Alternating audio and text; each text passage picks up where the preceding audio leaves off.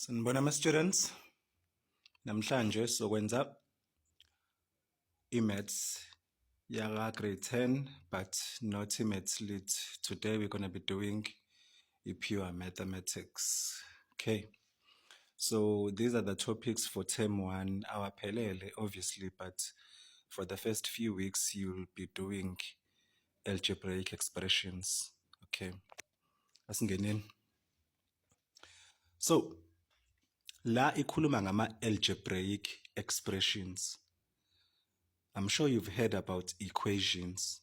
So ulapho umehluko phakathi kwe-expression ne-equation. Okay, asibone.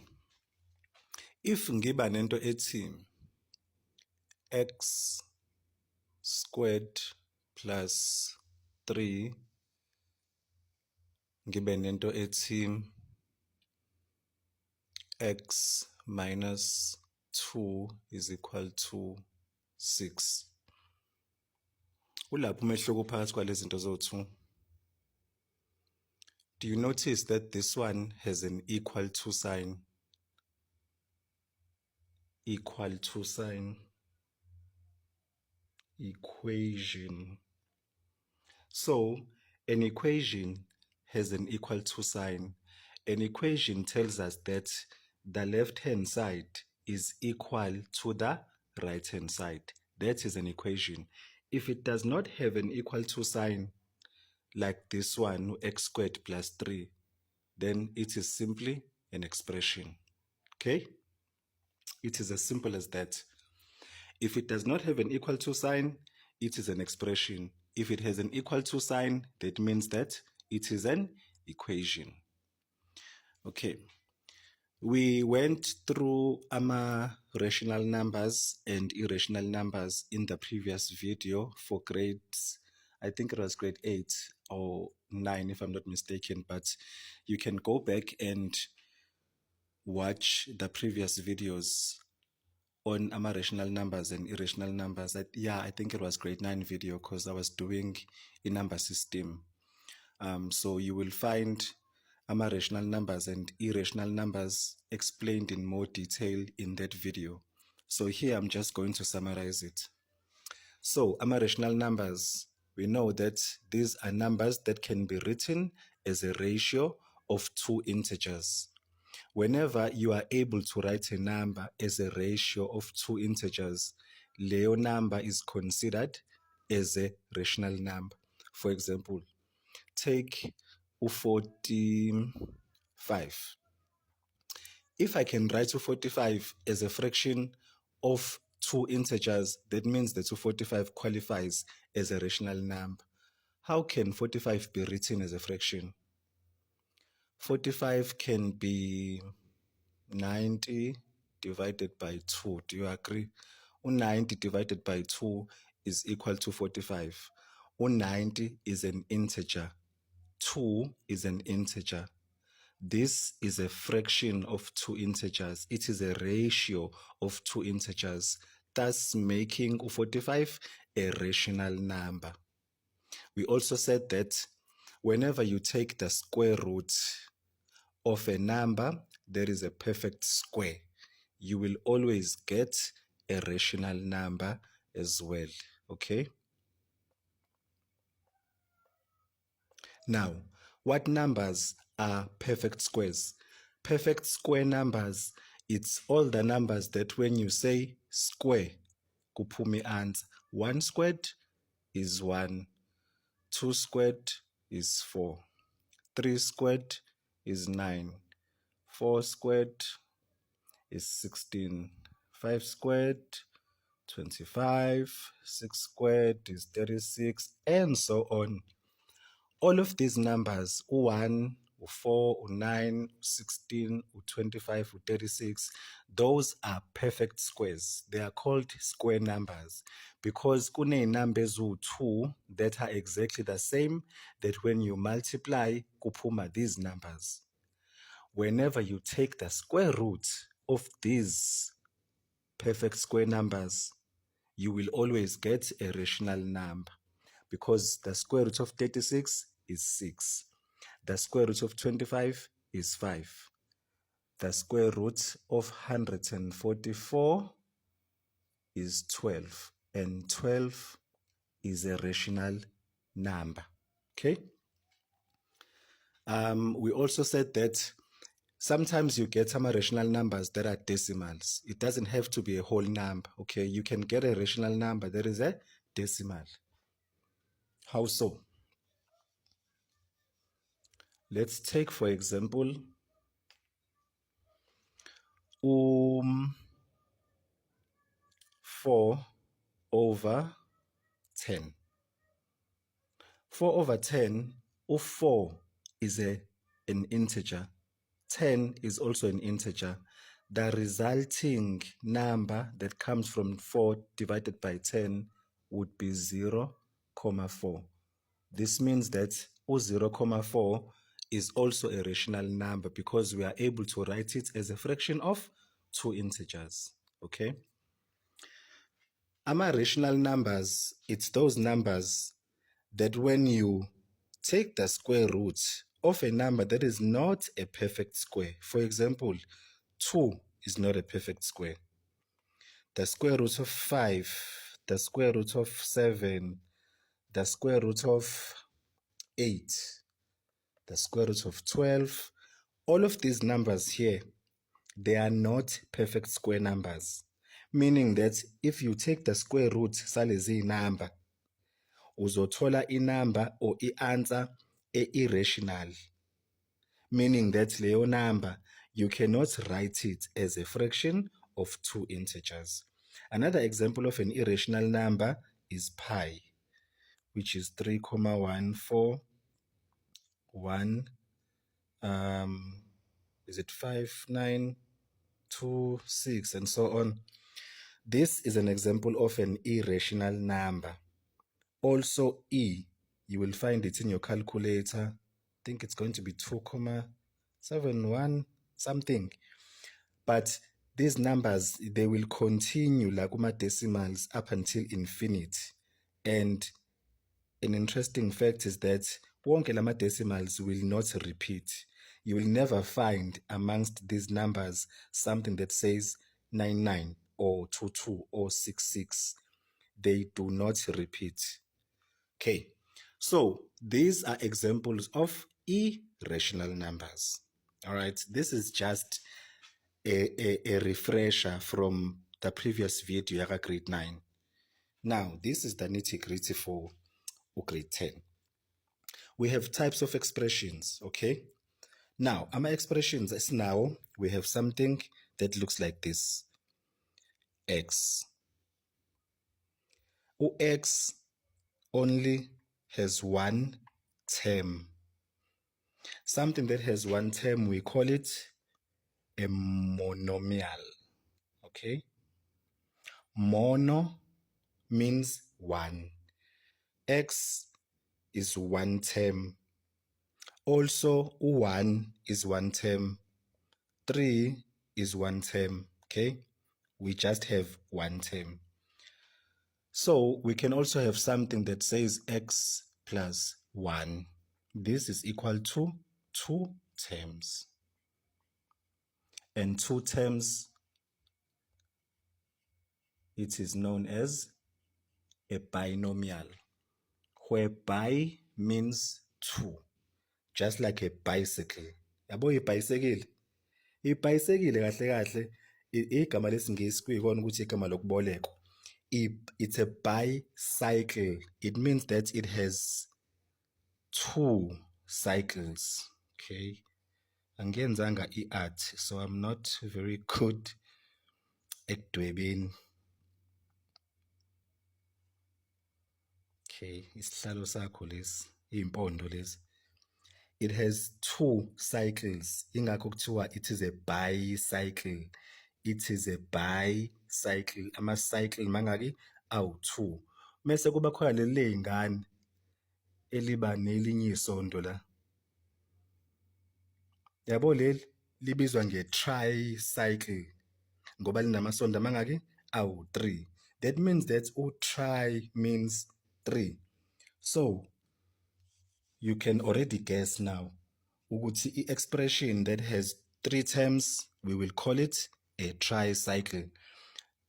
X squared plus 2x minus 3. This is 3 terms. Okay, we know this as a trinomial. Tri meaning 3, bi 2, mono 1. So what do we call an expression that has more than 3 terms? Something that looks like this: x cubed. Okay, x cubed plus 4x squared minus 6x plus 7. This one has 4. Okay, normally let's call it like this. It is going to be called a polynomial, okay, because a polynomial doesn't really have to be terms of 4. It basically means that it has many terms. Poly means many, okay, inama terms amaningi. Anything that is above 3, we call it a polynomial. Exactly 1, monomial. 2, binomial.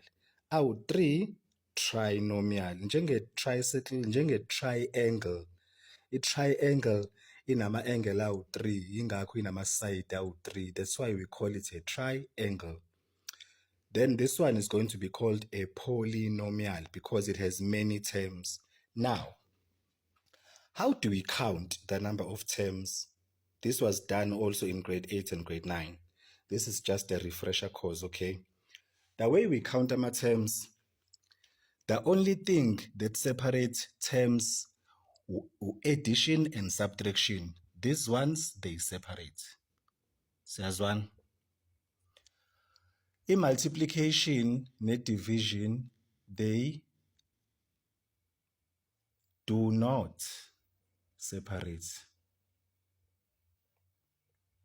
Ngichaza ukuthini ngale nto le? U2x is one term. Yes? Because u2x in between u2 no x khona multiplication but asiyibhali. This is basically 2 multiplied by x. It is still considered as one term. Why? Because in multiplication, net division do not separate terms. This is taken as if it is one term, right? Also, u2 divided by 3, it is also one term, because we can still write it as 2 over 3. Can you see that this is actually one term? When you get something that looks like 3 multiplied by 2 plus 4, how many terms is this? Law is one term. Then addition will separate the terms, meaning this separates the 2 terms. So law is one term, no 4 is another term, meaning this is 2 terms. So this is a binomial. Says one. Okay, so be very careful when you are determining the number of terms in an expression. Multiplication and division do not separate terms, and addition and subtraction, they do separate some terms. Okay. When you are multiplying a binomial and a trinomial, angithi manje sesiyazi ukuthi binomial is an expression with 2 terms, kanti trinomial is an expression with 3 terms. The product, kumbula, we said that sum means addition. Difference, if I say what is the difference between 2 things, I'm basically meaning subtract. Product means multiply. Kanti quotient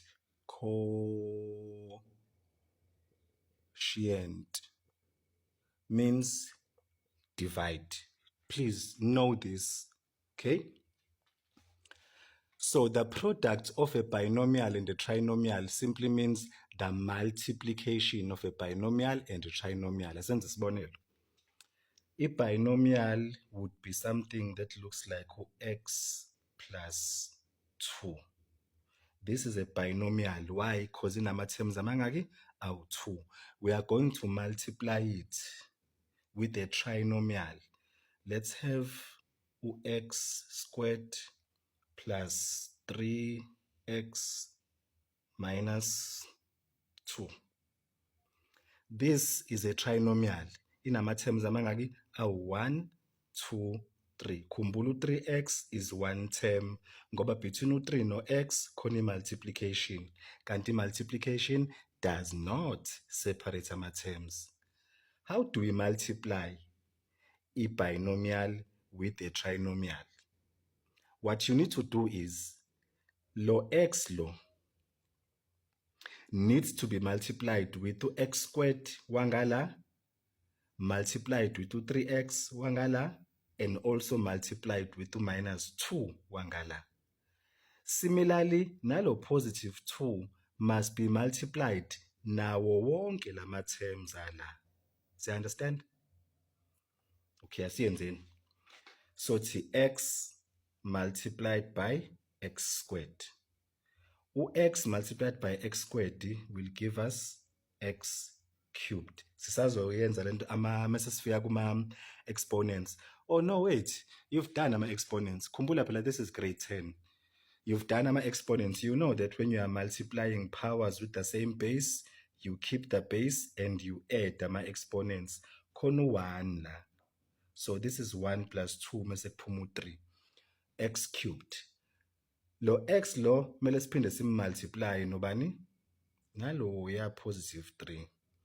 X multiplied by positive 3 will give us positive 3x squared.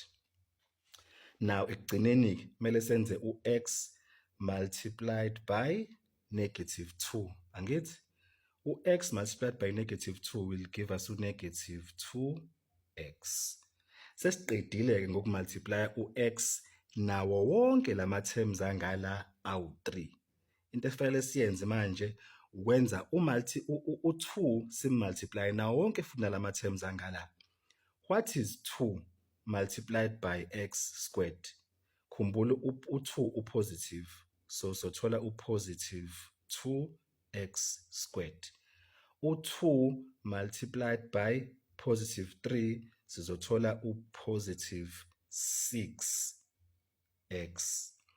Then u2 multiplied by negative 2 sizothola negative 4. We have 1, 2, 3, 4, 5, 6 terms. Whenever you multiply a binomial with a trinomial, initially uzothola ama terms awu 6 ngoba multiply into eyodwa ngezinto eziwu3 kwaphuma 3. Wa multiply enye into futhi eyodwa ngezinto eziwu3 kwaphuma umunye u3. Mase kuhlangene kwenza bani? 6. But asiqedi ke la. Into ekuzomela siyenze kuzomela sicollecte into ekuthiwa yini ama like terms. Ikhona enye into efana njengo x cubed la. No, which means x cubed sombhala wodwa. Ikhona enye into efana njengo x squared la. Nansi. Shuthi u3x squared beno 2x squared ama like terms. We are allowed ukuhlanganisa ama like terms. U3 beno 2 bazokwenza u5x squared. Ikhona enye into efana njengo x nansi u-x ohamba wodwa. Shuthi lo negative 2x simhlanganisa no positive 6x sizothola bani? Positive 4x. Ikhona enye into eyi-constant term ehamba yodwa kanje ayisekho, which means negative 4 uhamba wodwa. This is your final answer. Okay? X cubed plus 5x squared plus 4x minus 4. Manga kulama terms are 1, 2, 3, 4. That means this is a polynomial because it has many terms. Okay, I hope that is clear how you multiply a binomial with a trinomial. Okay, let's move on. I don't want this video to be too long because ngizogcina senibhoreka. Sizophinde siyenze enye video with another topic because once yadlula 30 minutes, that is going to be too long. Okay, factorization. When we are factorizing, uyakhumbula sake sawenza ama-factors ka-grade 8. Ubani ama-factors ka-20. Sathi ama-factors are 20. It's any two numbers that when we multiply, sizothola bani? U-20. Those are factors, such as u-20 multiplied by 1, also 10 multiplied by 2, also 5 multiplied by 4. Ama-factors of u-20 lawo. Basically, what you have done is u-20 unama-factors awu-1, u-2, u-4. I'm writing it in ascending order. U-1, u-2, u-4, u-5, u-10, no-20. Lawa ama-factors of 20. Yazini esengiyenzile la? I have factorized u-20. This is called factorization. Iyona lento le. But into esizoyi-factorize, so factorize manje ama-expressions. We are factorizing a trinomial, number one. A trinomial, we've already said, ukuthi trinomial, it is an expression that has 3 terms. Okay? Let's see. So in the example, let's say sino x squared plus plus 3x, and then ekugcineni sibe no plus so wenza bani? Should we do 12 plus 12? Okay, this is not going to be factorable or factorizable. Let's do la middle term asenze kube khona 7. Okay, this is a trinomial. Inama terms are 1, 2, 3. Sifuna ukwenza ama-factors akhona. We want ama-brackets awu-2 esizothi masiwa multiplier asikhiphele exactly leya trinomial. This is what you are going to do. You will open 2 brackets. Says what? Now, lo x lo, it is the first term. This is the coefficient of the first term. Uyakhumbula coefficient ukuthi yini? This is the coefficient of the first term. We refer to it as OA. And this is the coefficient of the second term. We refer to it as OB. And this is the constant term. We refer to it as OC. Lento engikhuluma ngayo le. AX squared plus BX plus C. Lo A lo lapha kuthina u1, lo B u7 kanti u-C u12. Okay, for you to factorize a trinomial, you will ask yourself this: what 2 things can I multiply to give me x squared? X beno x. X multiplied by x will give me x squared. Okay, 1 down. What 2 things can I multiply to give me C? At the same time, those 2 things ekade ngiyi-multiply to give me C, mengi-adda, they must give me B. Hayi aningizwa.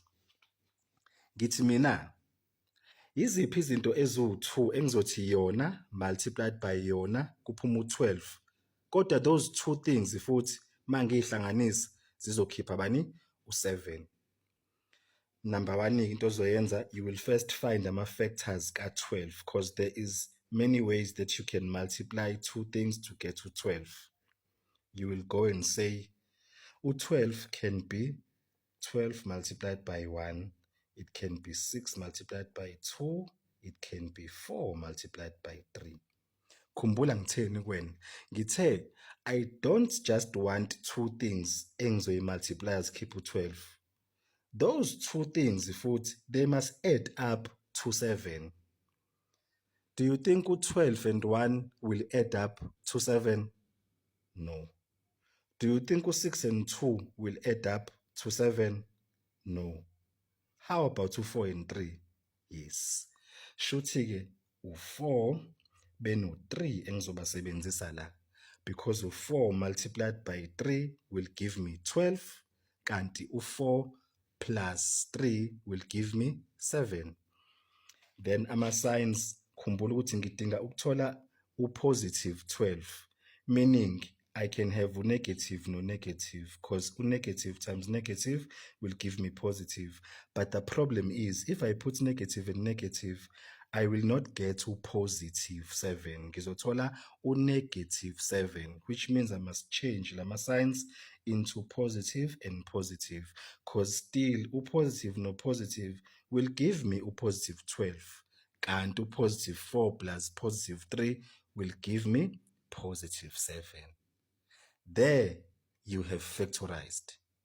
If you want to go on further, you can go on to say x is equal to negative 4 or x is equal to negative 3. Yabona ke musuwenza lento ke la, you are no longer factorizing, but you are solving for x. But for now, we are just focusing on factorizing. What we are saying is that these two brackets la, x plus 4 no x plus 3, ba factors of this trinomial.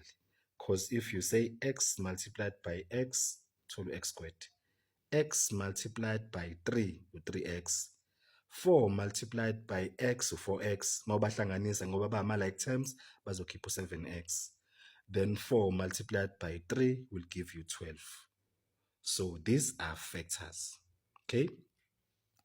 Now we are going to factorize by grouping. Okay, so this is an example of factorizing by grouping. Right now, this is a polynomial. It has 1, 2, 3, 4 terms. If ucabanga ukuthi you will take out a common factor kuwona wonke lama terms lawo, you won't be able to, because ayikho into common in all of the terms. But if you group them, because this is grouping in pairs, kumbula pairs, they go in 2. If you group them like this, this is one pair and this is another pair. Then take out a common factor from this pair. Take out a common factor from this pair. This is what grouping in pairs mean. Yini common between x squared beno x? Kono x la, kono x nala, meaning the common x. Then what is left over, we put it in a bracket. X multiplied by what is x squared? X. X multiplied by what is x? 1. X multiplied by x is x squared. X multiplied by 1 is x. Done. Now, kule phele, what is common between positive yx beno positive y? Positive y are common. So you take out a positive y.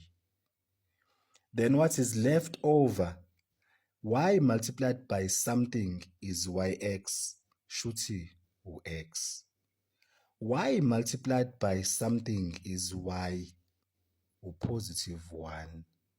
Yabona ke, if kuma brackets akho kuphuma into efanayo, you know ukuthi you are on the right track. Okay? Now, sekhona x plus 1 ngala, khona no x plus 1 ngala. Kusho ukuthi kulama terms lawa awu2, because asewu2 ama terms la, by the way. This is one term, yonke le nto term eyodwa, nale term eyodwa, because it is separated by addition. Now, into common between these two terms yilo x plus 1. So ke somkhipha ke as a common factor sithi x plus 1. Whatever is left over sifaka ngala kwenye bracket. If we keep x plus 1 la kusala bani? U-x. If we keep x plus 1 la kusala bani? U-positive y. There you have factorized by grouping. Okay, x plus 1, x plus y, also factorized by grouping. Okay, now this video has gone to 30 minutes, unfortunately, but we are almost done. Please bear with me. We are going to do sum and difference of two cubes. You will remember that you've done sum and difference of two squares. Yakhumbula difference of two squares.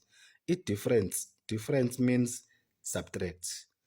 Difference of two squares was something that looked like x squared minus 4.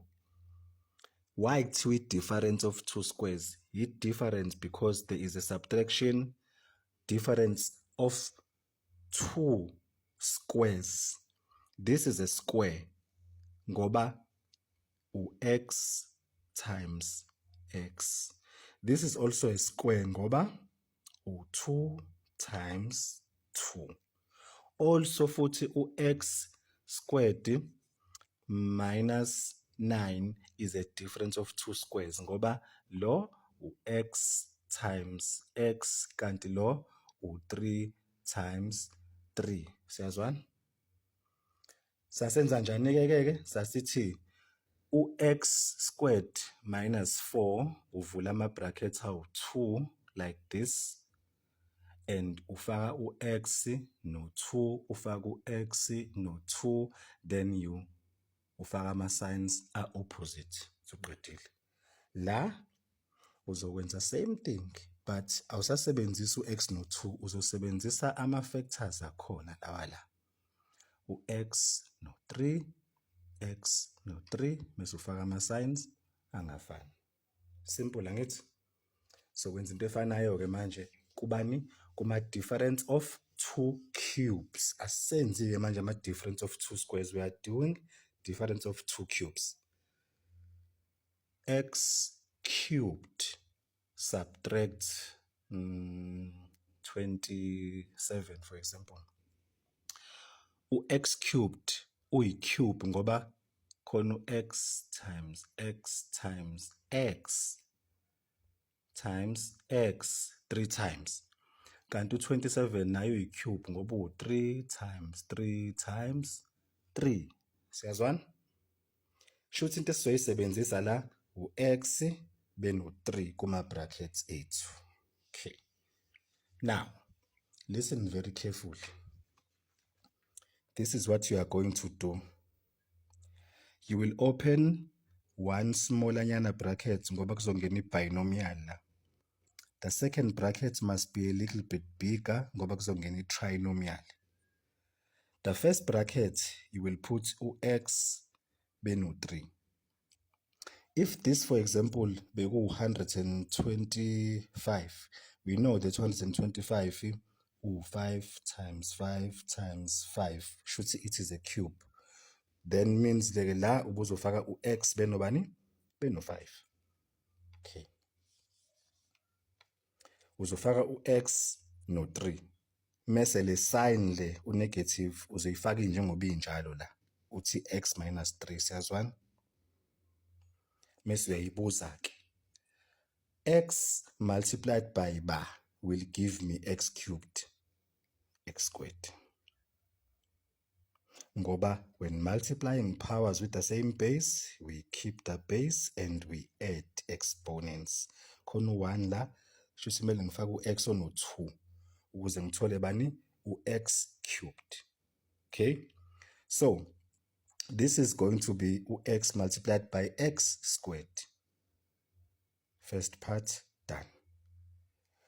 The next part, what you are going to do is you will change the sign le uyenze ibe u-positive. Makati u-positive uzoyishintsha uyenze ibe u-negative. Izoba u-positive. Into ozoyenza ke manje, you will say the first term multiplied by the second term. Ut x multiplied by u-3. Izokukhiphela ba leyo nto u-3x. Then ekugcineni-ke le term le yesibili you will square it. Sorry, why am I saying square it? Why ngathi cube it? Ithi into if you cube it la kuzophuma u-27 and u-3 multiplied by 27 will not give you 27. So le term yesibili you always square it. U-3 squared will give you 9. Negative 3 squared or positive 3 squared will always give you a positive, okay, 9. Asi test. X multiplied by x squared, x cubed. X multiplied by 3x, 3x squared, or positive, minus 3 multiplied by x squared, or negative 3x squared. Labo negative 3x squared beno positive 3x squared bazokhanselisha ingakho bengekho in the final answer. Okay. Then you would have done x multiplied by positive 9, phuma 9x. Also do negative 3 multiplied by positive 3x, kuphume negative 9x. Ngiyafuna uyibona mhlambe lento le. Okay, asiyiboneni. X multiplied by x squared, x cubed. X multiplied by 3x, positive 3x squared. X multiplied by positive 9, positive 9x. Aniyiboni lento esiyenza la ukuthi lento kade siyenza lapha phezulu. Product of a binomial and trinomial. Then ekugcineni sasesenza njani? Sa-add ama-like terms, then sa-simplify. Kuphela ukuthi in this case, if it is a difference of 2 cubes, izo-simplify to into eno-cubed ne-constant term. Konke lokho kuphakathi nendawo kuyakhanselisha, you will see kodwa. Sesiqedile ngokumultiply u-x nazo zonke lezi zinto eziwu-3 kwaphuma izinto eziwu-3. Kushoda ezinye eziwu-3. Negative 3 multiplied by x squared minus 3x squared. Negative 3 multiplied by positive 3x, negative 9x. Negative 3 multiplied by positive 9 minus 27. Then ama-like terms imaphi? Khona positive 3x squared no negative 3x squared bayakhanselana lapha. Khona positive 9x no negative 9x bayakhanselana lapha. Kusale bani? U-x cubed minus 27, which is this. Okay. Ngithe mina mawune difference of 2 cubes, x cubed minus 125. You vula ama brackets awu 2, ufake u-x no 5, i-sign uyithatha njengoba injalo, ufake u-minus. La mase uyayibuza, x multiplied by ba will give me x cubed, x squared. La sizoshintsha i-sign ibe positive. Mase sithi x multiplied by 5 kuphume bani? 5x. Sifake wona ubani? U-5x. Then we square the second term. Kuphume u-positive 25. If you go and do a product of a binomial and trinomial, you will see that kuzophuma u-x cubed minus 125 ekugcineni. Ngoba ezu-2 izinto zizokwenza into efana njengala, zizokhanselisha. Siyazwana? I really do apologize that the video has been so long. Yaze yaba u-40 minutes. But I believe yonke into esikhuluma ngayo is very important. Okay. Sizobuye sihlangane in the next video. Thank you so much. Bye.